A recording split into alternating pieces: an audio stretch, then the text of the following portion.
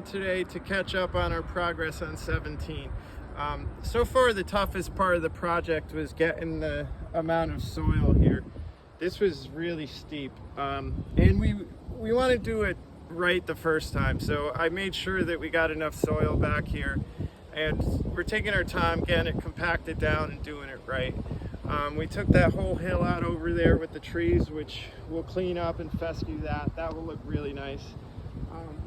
As we get over here, we removed 4 trees over there and seeded that with fescue. It's covered right now. Hopefully we get a good germination. It's a tough time of year to seed. It's getting cold right now, but those covers help out a lot. They warm up the ground quite a bit, so we should get good germination. We still have these trees over here next to the cart path to remove. What's happening is they're a weed tree. I think it's a locust, and they're picking up the cart path with their roots. The root system of those trees are right on top, so it's ruining that cart path. So we want to remove those also, and it'll be a cleaner look. This oak tree right here is just an absolute beautiful tree, so we don't want to touch that. We're going to leave that by itself. I think that when you isolate our nice trees like that, they look better. And there's nothing more beautiful than a big oak like this. So as we're getting to the T, you can look up here at this small T. We made it a little bit smaller. That's only going to be gold and red. The reason we made it a little bit smaller is because how it was pointing. And if you're teeing up here, you might have noticed a lot of your shots going to the left towards 12 fairway. Well, that's because that's the way this tee was angled. The left corner was out further than the right corner, or the right was out further than the left, so it was aimed. This whole tee was facing 12 fairway. So we had to shorten a little bit so we could get the landing zone in the middle of 17 fairway. Now this tee's all square. It's a little bit narrower, but it's only the gold and the red that's going to be up here. And then we're going to have a rough right here, and then this whole back tee will be blue and white. This new tee is 25 feet long and 25 feet wide, 49 feet long. It's a pretty big tee. We didn't want to go over too far here because the further we went, our shop would come into play, and 4 fairway also. So, but in order for us to do that, we had to move this right-hand corner back further. So now we got this tee square also. So this tee is facing the fairway. It's the most important thing when you're building the tees is that they're facing the landing area. If they're off a little bit, the golfer is going to notice. Well, he's not going to notice, but visually he's going to be aimed the wrong way. Same thing when we put our tee markers in the ground. We want to make sure that those tee markers are facing that landing area. Visually, it makes a little bit difference when the golfer's standing over the ball. The last part I want to talk about is, as you can see right now, I got it mostly leveled out. It's a rough shape. It's not going to take us much more to do this. We already have our divot mix in.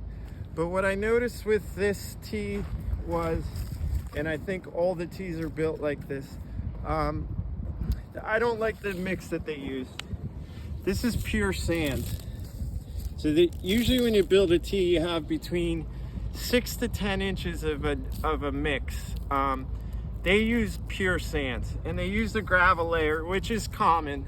We don't do that because I think a gravel layer is better for bigger tees if you have a real drainage problem. When you only have this isn't a significant size tee, so I don't, gravel layer is pretty much overkill. We'll pitch this a little bit, a 1% slope to the back left, so it can drain that way. But in our top part, we'll also pitch, so any subsurface water will drain off. But the reason I don't like all the sand is it doesn't hold any moisture. I'm noticing out on our tees, if we have any issues on the golf course, it's keeping water on these tees. And it was confusing me a little bit after how much we've been watering, why they would still dry out and would get dry localized spots. And now I could tell it's because it's pure sand. These tees, I'm not sure when this tee was built, probably when they redid the course in '99. And I'm not sure why they used straight sand. Maybe they didn't on all the tees, but I wouldn't use straight sand, and we're not gonna. We're gonna use a 70% sand and 30% peat moss organic matter mix. That is because when we're putting 8 inches in there, we need some water to hold in that profile. When you have it all sand right now, the water just goes right through it, and these tees dry out really quick. We need some organic matter in that to hold a little bit of water for these dry days like this. Otherwise, they're just gonna burn. The tees will burn out nonstop, and that's what we've been noticing on our tees. After seeing this, I think this fall, we're probably gonna try and top dress these tees with the heavy organic matter, just to get some water retention in there. This, you know, these tees dry out way too much for this. This is just too much sand in one area. So our tee mix that we're using is gonna be better than this, and it's a USGA spec. So I feel more confident now that we're building this properly. This isn't our first tee we've built, but I just want to give you a little bit visual of how they're built.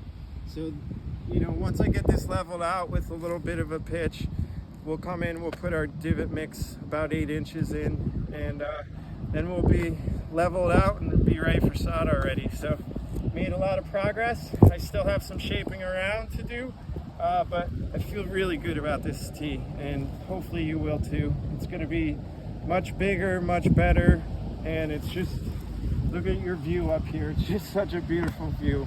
So I'm happy we're doing it. Cleaner look, and we'll do another video once we get it done. Thanks.